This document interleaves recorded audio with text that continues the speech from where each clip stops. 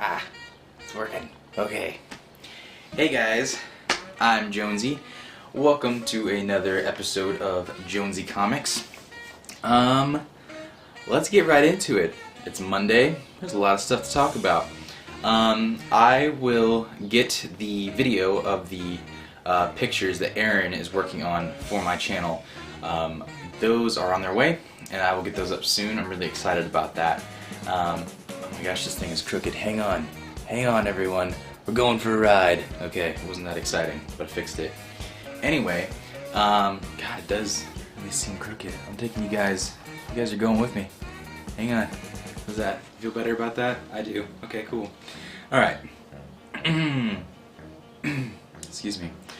Okay, so let's talk about Joss Whedon. He has left Marvel, it looks like. And he did Age of Ultron, of course, but it looks like he's going to be done. And there's speculation and this, that, and the other. He had the Twitter blow up where he left Twitter to kind of get some creative quiet, and everybody thought he was upset or whatever was going on. But there's a couple of really good reasons that I feel like he probably would have left Marvel. First of all, he's been working on, Avengers Age of Ultron, and he's had his hands in a lot of the other Marvel movies too. As an artist, as a creative person, it makes sense that he said that it's kind of time for him to go. He's ready to explore other things, which is crucial and super important as an artist. You always want to be trying to change it up. You don't want to do the same thing over and over again. That's why your favorite bands will have different sounds in different albums, because they don't want to just put out the same album every time for you. They want you to enjoy a new aspect about themselves. The other thing is I'm sure it was probably really stressful to work with Marvel, because Marvel has this solid franchise and they know exactly what they want to do with it. They're going to have a lot to say about what he does. They're going to be, in a sense, breathing down his neck a lot of the time. And I think after a while, that'll probably get old. You probably want to take your own spin on things and not have to answer to anybody else. And I think that's good for him, I think personally for me, I would love to have that structure that some place like Marvel could give me for a while, and they know exactly what they want and I can produce that for them. But yeah, I think as I got more in becoming an expert in my field and then kind of growing into that, I would want to take my own step out eventually. So hopefully him leaving was on good terms with Marvel. Maybe he'll come back for some more Avengers stuff. There's a lot going on. There's possibility of the Defenders being in stuff like this.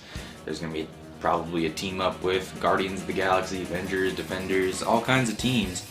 And it would be cool to see him have a hand in that creatively with a lot of other people too.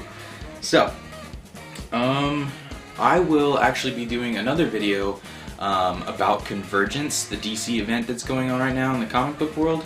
But I don't want to talk about it just yet. We're on issue 5 that just came out last Wednesday, and then I think there's 3 more. But I'm going to wait until the end to kind of do an overall review. I'm trying to keep up with it now. But in the meantime, I will be keeping up with Secret Wars issue by issue, and because the reason for that is I started this channel right when Secret Wars was coming out, so it'll be easier to do that issue by issue from the beginning rather than Convergence is already underway. So we'll wait until the end for that, and I will give you guys an extensive review. Also, I will also be doing Arrow and Flash season finale reviews, overviews, and everything like that. We are, about a week, maybe 2 weeks away. I think we're almost done. So I'll wait for that too.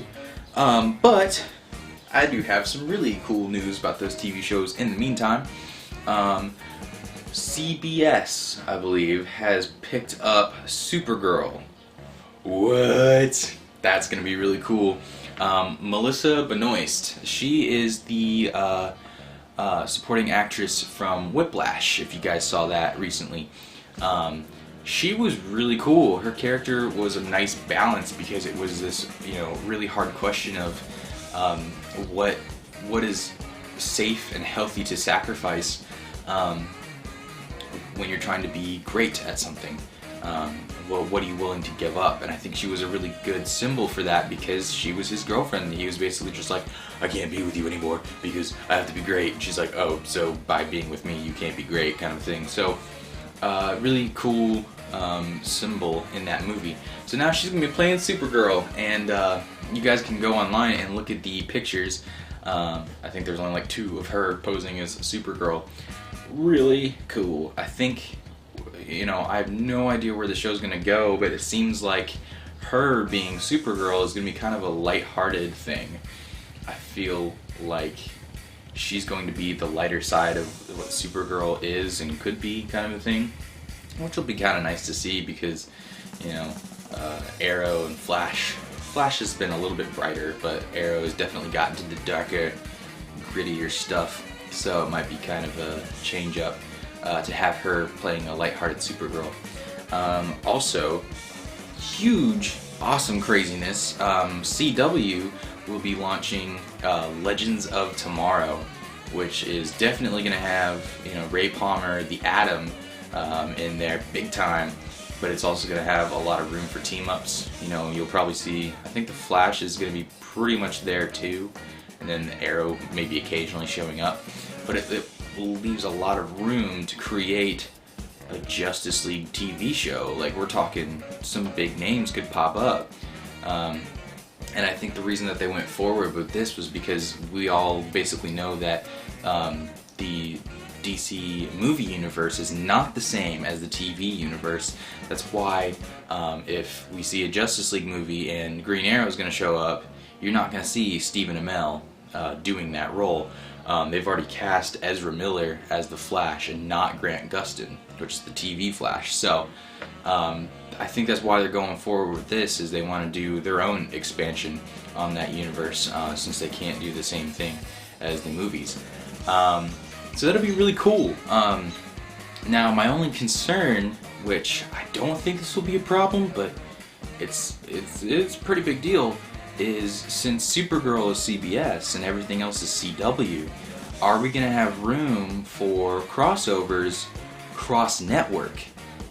That might get a little weird. I personally can't think of a time where that's happened cross-network. I'm sure it has, but it's got to be a pain because you have to work out all this copyright issues and contracts and stuff between 2 different networks, which is already a lot of paperwork for just one show on one network.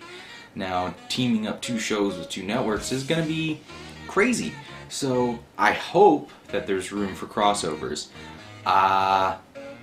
We will just have to see about that. But anyway, we got the whole summer off of all of these TV shows, and then Supergirl and Legends of Tomorrow will pick back up for the fall lineup, along with Arrow and Flash as well. So we got a lot to look forward to on that aspect. And that's pretty much what I got for you guys today. Like I said, I'll be following along with Convergence and keeping you guys up to date issue by issue with Secret Wars. And oh, I was gonna do a bit. Hang on, 1 second. Don't go anywhere. You can't. That's the expression. Not. I'm just wrong. Hang on.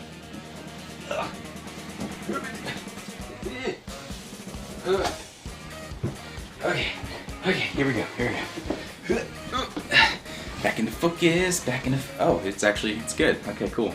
So what I actually wanted to do for you guys was to kind of provide some reading material that I am currently reading, just so you guys can see where I'm at.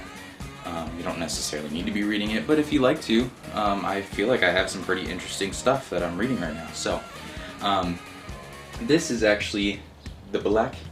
Ooh, it's gonna block the audio. Hardcore. The Black Casebook, Batman's The Black Casebook. This is actually what inspired Grant Morrison to write Batman R.I.P., which was kind of the second book in his 5-year run before New 52 happened, where of course he continued Batman Incorporated. But this is actually some stories from the 1950s, and you can see the art in here is like super old and like, you know, back in the day kind of stuff. It's really, really good though. A lot of cool exploration of the strange cases that Batman can't really explain. He experiences them, but then doesn't really know the definitive answer as to what happened, so he puts it in his Black Case book, which Grant Morrison has Batman referred to a couple times in his run, which is why he had to explain all that. Now, if you guys want to see some more stuff about that, I definitely recommend checking out Kevin Smith's Batman on Batman podcast. The Grant Morrison stuff, he's got about 4 hours of podcast talking to Grant Morrison, and they talk about Batman, they talk about everything Grant Morrison, but then when they go into Batman, they talk about the weird things that he did, like recreating Batmite and Batman Zor and R. Really cool stuff that he got from the Black Case book. So if you guys want to pick this up in stores, I actually recommend getting it online, Amazon.com, something like that, because this is not going to be something that they normally carry on the shelf. I had to special order it in. Yeah, so that is officially all I have for you today. But anyways, if you guys like this video, you want to see more reading recommendations, like and subscribe, put your requests or whatever in the comments below. Also, again, check out my blog, jonesycomics.com. I'm talking about other subjects that don't make it into the video there, and you guys can leave comments there and we can have more in-depth discussions there if you'd like to. Anyway, thank you guys so much for watching. This has been a lot of fun so far, and I really hope you guys are enjoying it too. And I will see you guys in the next video. Thank you so much.